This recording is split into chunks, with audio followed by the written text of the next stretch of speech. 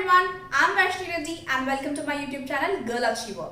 In this video, I'll be telling you how to craft your resume in simple and creative way. And at the end of this video, I'll be giving you a pro tip, so stay tuned.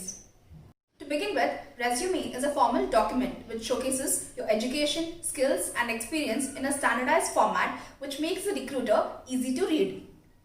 According to HR statistics, they say that a recruiter or interviewer looks at each resume for 6 to 7 seconds. So keep it real, simple and short. Remember, your resume don't get you a job. It gets you a job interview. So make sure you're up to it.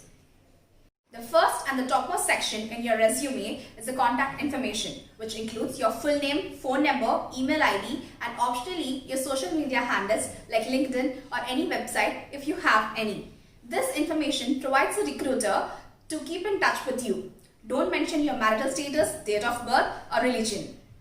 The second step in your resume is your career summary. Now think it as a movie trailer, where in movie trailer you see how they highlight their best scenes. In the same way, you have to highlight your experiences and accomplishments within 2 sentences.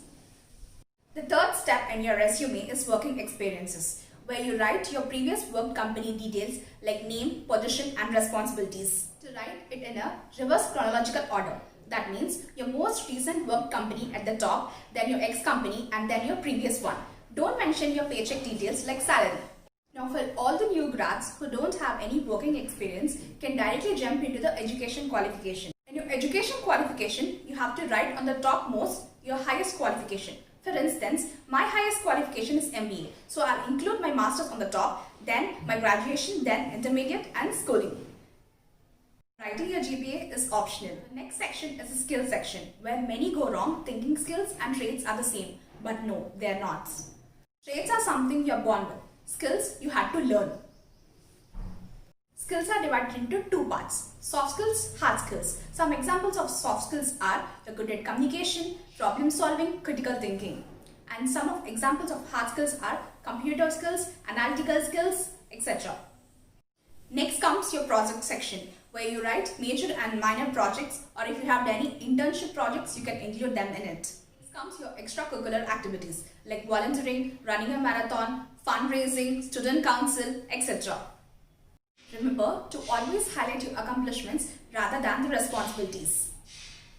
In additional sections, you can include your college fests or any competitive exam scores like GRE, GMAT, CAT, anything like that.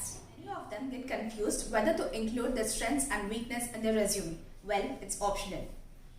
Examples of your strengths are good quick learner, good in communications, innovative, creative thinking.